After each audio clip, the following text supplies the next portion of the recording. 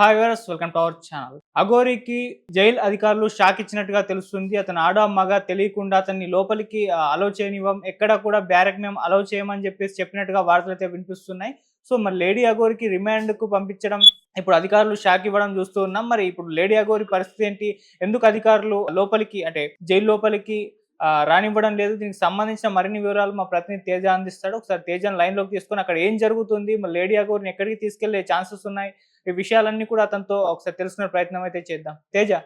Right Aditya, అంటే అఘోరిని ఉత్తరప్రదేశ్ నుంచి ఇక్కడికి హైదరాబాద్ తరలించి తీసుకొస్తున్నప్పుడు చాలా సమస్యలు ఎదురయ్యాయంటూ కూడా చెప్తున్నారు. అండ్ అలాగే ప్రస్తుతం ఆమె నాసింగ్ కేసు లో విచారణ జరిగిన తర్వాత చెరల్ల కోర్టులో హాజరుపరిచిన తర్వాత సంగారెడ్డి సబ్ జైలుకి పంపించేటట్టుకు కూడా వాళ్ళు కొంత ఇన్ఫర్మేషన్ అయితే బయటకు ఇవ్వడం జరిగింది. అండ్ ముఖ్యంగా అఘోరిని అరెస్ట్ చేసిన తర్వాత చాలా మంది కూడా ఆనందంగానే ఉన్నారు. ఎందుకంటే తను చేస్తున్న అరాచకాలు కానీ లేకపోతే తను చేస్తున్న వికృత చాట్లు కానీ ఇవన్నీ కూడా చాలా మందిని చాలా ఇబ్బందికి గురి చేస్తున్నాయి. అయితే ప్రస్తుతం ఇప్పుడు నడుస్తున్న టాగేంటంటే అఘోరి ఆడ మొగ అనేది ఆ విషయంపై ప్రస్తుతం పోలీసులకు కూడా క్లారిటీ లేదు. ఎందుకంటే చాలా స్టోరీస్ విన్నాం. ఆమె లింగానికి సంబంధించి ముఖ్యంగా ఆమె గతంలో ట్రాన్స్జెండర్ అని లేకపోతే జోగిని అని లేకపోతే ఒక సెప్టిక్ అయిపోయి తన ప్రైవేట్ పార్ట్ ని తొలగించారని ఇలాంటి రకరకాల స్టోరీస్ అన్ని కూడా బయటకు వచ్చాయి.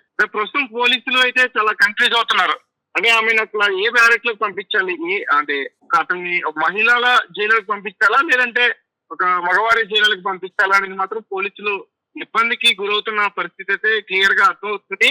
ఏదైనప్పటికీ అంటే ఇలాంటి 14 days రిమాండ్ లో వచ్చిన వాళ్ళకి కొన్ని జైళ్ళలో మాత్రం సెపరేట్ గా వాళ్ళని ఉంచే అవకాశం ఉంటుంది. నాకు తెలిసి ఇబ్బంది పడినా కానీ అఘోరిని సెపరేట్ గానే ఉంచుతారని నేను అనుకోను. ఎందుకంటే ఆమెతో ఉన్న వ్యక్తులను కూడా ఖచ్చితంగా ఈమె ఇబ్బందులు కలిగించే అవకాశం అయితే ఉంటుంది. ఇప్పుడు లింగ నిర్ధారణ చేయడానికి కూడా తీసుకెళ్తున్నారు అని చెప్పేసి వార్తలు వస్తున్నాయి. మరి లింగ నిర్ధారణ చేయడానికి తీసుకెళ్తున్నారా? ఇప్పుడు ఎలాగో ట్రాన్స్జెండర్ అంటున్నారు, మరి ఇప్పుడు ఏం తేలే ఛాన్స్? ఖచ్చితంగా అంటే ఒక పక్క మనకి తెలుసు, మనం ఆమె న్యూట్ గానే మనం చూసిన కొన్ని ఇంటర్వ్యూస్ కూడా ఆమె తీసుకోవడం జరిగింది. ఆమె ఏంటి అనేది మాత్రం అందరికీ పూర్తిగా ఒక అవగాహన అయితే ఉంది. అంటే ఆ స్టోరీ చెప్తున్నారు కదా, ప్రైవేట్ పార్ట్ ని తొలగించారు, ఒక క్షుద్ర పూజలు చేస్తున్న టైంలో ఆమె ప్రైవేట్ పార్ట్ ని అక్కడి నుంచి తొలగించినప్పుడు తర్వాత అంటే ఒక స్త్రీగా కనిపిస్తున్నా కానీ ఒక మగ మనిషే తన హార్మోన్స్ అన్ని కూడా ఒక మగవాడికి ఉండే కోరికలు ఎట్లయితే ఉంటాయో అలానే ఉంటుంది ఆమె కూడా. అందుకే ఈ రకంగా ఆమె ప్రవర్తిస్తుంది అంటూ కూడా కొంతమంది జోగినికి సంబంధించిన సంజయ్ గారు కానీ మాధురి గారు కానీ ఇటువంటి వ్యక్తులు బయటకు వచ్చి చెప్పడం, బలంగా దానిపైన పోట్లాడటం, అలాగే మరీ ముఖ్యంగా భాను ఒక జర్నలిస్ట్ అనే ఒక వ్యక్తి కూడా తన లింగ నిర్ధారణకు సంబంధించిన కొన్ని డాక్యుమెంట్స్ కలెక్ట్ చేయడం, అవన్నీ కూడా ఇప్పుడు పోలీస్ దగ్గర ఉండడంతో కొంచెం కన్ఫ్యూజ్ అవుతున్నారు. ఏది నిజం ఏది అబద్ధం అనేది తెలుసుకునే ప్రయత్నం అయితే చేస్తున్నారు. ఏదైనప్పటికీ కోర్టులో హాజరుపరిచేయడానికి అదే కోర్టుకి ఇచ్చేటప్పుడు ఇవన్నీ కూడా క్లియర్ గా ఉండాలి కాబట్టి ఖచ్చితంగా తనకి టెస్టులు చేసే అవకాశం అయితే ఉంది. ఇప్పుడు తన ఆధార్ కార్డు కూడా ఒకటి వైరల్ అయిపోతుంది, దానిపైన స్త్రీ అండ్ ఫిమేల్ అని చెప్పేసి ఉందని కూడా అది మన స్పష్టంగా కనిపిస్తుంది. మరి ఆధార్ కార్డు ఈమె క్రియేట్ చేసుకునింది అంటే ఫేక్ క్రియేట్ చేసుకుందని కొంతమంది అభిప్రాయపడుతున్నారు. ఫేక్ క్రియేట్ చేసే ఛాన్స్ ఉందా? మరి ఇప్పుడు ఫిమేల్ అని ఎందుకు అక్కడ పెట్టుకున్నట్టు తేజ? ఇప్పుడు ఆధార్ కార్డ్ అయితే మనం నమ్మలేము ఆదిత్య, ఎందుకంటే ఈ మధ్య కాలంలో మనం చూసుకున్నాం ఫేక్ ఆధార్ కూడా వస్తున్నాయి. వాళ్ళకి ఇష్టం వచ్చినట్టు అందులో మేల్ పెట్టుకోవడం, ఫిమేల్ పెట్టుకోవడం, క్యాస్ట్ పెట్టుకోవడం, ఇట్లాంటివన్నీ కూడా జరుగుతున్నాయి. కాబట్టి ఖచ్చితంగా ఆ ఆధార్ కార్డు దాని గురించి ఎక్కువ డిస్కషన్ చేయాల్సిన అవసరం లేదు. ఎందుకంటే ప్రస్తుతం కస్టడీలో ఉంది ఆమె. ఖచ్చితంగా టెస్టులు చేస్తే నిర్ధారించడం మంచిదని నా ఒపీనియన్. అండ్ ఇక శ్రీవర్షిని విషయానికి వచ్చేసరికి ఇప్పుడు శ్రీవర్షిని ఎక్కడుంది, తప్పిపోయిందని అంటున్నారు కొంతమంది, పోలీసులు అదుపులోనే ఉంది అని కొంతమంది, ఇలా రకరకాలుగా వ్యాఖ్యానాలు అయితే వినిపిస్తున్నాయి. శ్రీవర్షిని పరిస్థితి ఏంటి ఇప్పుడు? ఖచ్చితంగా ఇందులో శ్రీవర్షిని కొంచెం ఇబ్బంది పడే పరిస్థితి అయితే కనిపిస్తుంది. ఎందుకంటే వాళ్ళిద్దరు గత వారం రోజుల క్రితం పెళ్లి అయితే చేస్తున్నారు. పెళ్లి చేసుకున్న తర్వాత కొన్ని రోజులకి అఘోరి అరెస్ట్ అవటం, మరిద్దరు కలిసి సహజీవనం సాగిద్దాం అనుకున్నారు. అలాంటి టైంలోనే వాళ్ళిద్దరికి ఒక బ్రేక్ పడిందని చెప్పుకోవచ్చు. అంటే శ్రీవర్షినికి వాళ్ళ పేరెంట్స్ ఫైట్ చేయడం, ఆమెను మాకు అప్పగించండి వెనక్కి తీసుకెళ్తాం మేము, వాళ్ళ పేరెంట్స్ ఒక పక్క ఫైట్ చేయడం, వాళ్ళ మదర్ గానీ వాళ్ళ ఫాదర్ గానీ వాళ్ళ బ్రదర్ గానీ గతంలో కూడా ఒక ప్రాంతానికి వెళ్ళి ఆమెని వెనక్కి తీసుకొచ్చే ప్రయత్నం చేశారు. అది కూడా విఫలమైంది. తర్వాత మళ్ళీ అఘోరిని వెంట వెళ్ళిపోయి ఈసారి ఇంకా పెళ్లి చేస్తుంది. కాబట్టి ప్రస్తుతం అయితే శ్రీవర్షిని శంకర్పల్లి పోలీస్ స్టేషన్ లో ఉంది. ఆమె పైన కేసు నమోదవుతుంది.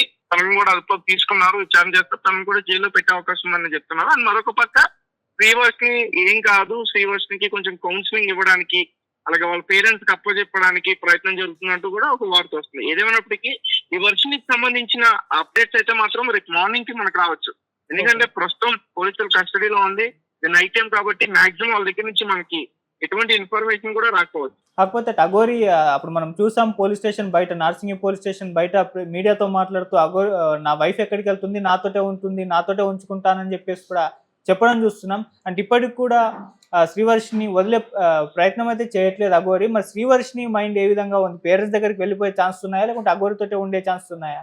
డిపెండ్స్ ఆన్ వాళ్ళ పేరెంట్స్ ఆదిత్య. ఎందుకంటే వాళ్ళ పేరెంట్స్ అయితే ఆమె వెనక్కి రావాలని కోరుకుంటున్నారు కాబట్టి ఖచ్చితంగా వాళ్ళు ఫైట్ చేస్తే శ్రీవర్షిని వెనక్కి వచ్చే ఛాన్సెస్ ఉన్నాయి.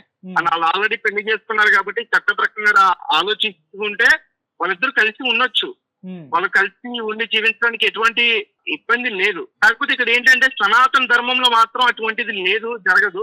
సనాతన ధర్మం గురించి ఈమె పోరాడింది కాబట్టి కొంతమంది ఏ సనాతన ధర్మాన్ని ఎవరైతే ఫాలో అవుతున్నారో వాళ్ళు ఇదే విధంగా ఆమె మాట్లాడి చెయ్యొద్దన్న పని ఆమె ఎట్లా చేసిందని వాళ్ళు ఈమెను గట్టిగా ప్రశ్నించడం, దాని కారణంగా శ్రీవర్షిని వెనక్కి తీసుకొచ్చే అవకాశం అయితే ఉంది. వాళ్ళు కలిసి ఉంటామంటే ఒప్పుకోరు ఈ సమాజం. Right Teja, thank you so much. So ఇది మరి అఘోరి విషయంలో జరిగింది. సో ఇవాళ రిమాండ్కి పంపించినప్పుడు అక్కడ సంగారెడ్డి సబ్ జైలుకు చెందిన అధికారులు ఆమె ఆడో మగ తేలంది, మేము ఎటువంటి బ్యారక్ ఆమెకు కేటాయించలేము, ఆమెకు లింగ నిర్ధారణ చేసుకొని తీసుకురండి అని చెప్పినట్టుగా కూడా వార్తలు అయితే వస్తున్నాయి. సో అఘోరి విషయంలో ఇప్పుడు మరొక ట్విస్ట్ చోటు చేసుకోవడం చూస్తున్నాం. మరి ఇప్పుడు ఆమెని లింగ నిర్ధారణ చేసిన తర్వాత ఏదైనా స్పెషల్ బ్యారక్ ఇచ్చి సబ్ జైలుకు పంపిస్తారా, లేకుంటే ఇంకెక్కడికన్నా పంపిస్తారా అనేది మనం వెయిట్ చేసి అయితే చూడాలి. సో అఘోరి విషయంలో ఇంకా కూడా సస్పెన్షన్ అయితే కొనసాగుతుంది. మరోవైపు శ్రీవర్షిని కూడా పోలీసులు అదుపులోకి తీసుకున్నారు. ఆమె ఏడుస్తున్న వీడియోలు కూడా కొన్ని బయటకు వస్తూ ఉన్నాయి. అంటే పోలీస్ స్టేషన్లో కూర్చొని కన్నీరు పెట్టుకున్న వీడియోలు. మరి ఆమె కౌన్సిలింగ్ ఇచ్చి వాళ్ళ పేరెంట్స్ దగ్గరికి పంపించే ప్రయత్నం చేస్తున్నట్టు కూడా తెలుస్తుంది. మరి పేరెంట్స్ దగ్గరికి వెళ్తుందా మారిపోయి, లేదంటే మళ్ళీ కూడా మొండిగా అఘోరితోనే ఉంటానని చెప్పేసి ఆ విధంగా ప్రవర్తిస్తుందా అని చెప్పేసి అది కూడా ఒక చర్చ అయితే జరుగుతుంది. సో ఏదేమైనా ఇవాళ అఘోరి విషయంలో ఈ ట్విస్ట్ చోటు చేసుకోవడం చూస్తున్నాం. మరి ఆమెను ఏ జైలుకు పంపిస్తారో వెయిట్ చేసి చూడాలి. మరి రేపట్లో దీనికి సంబంధించి ఒక క్లారిటీ అయితే వచ్చే అవకాశం అయితే కనిపిస్తుంది. Thank you so much.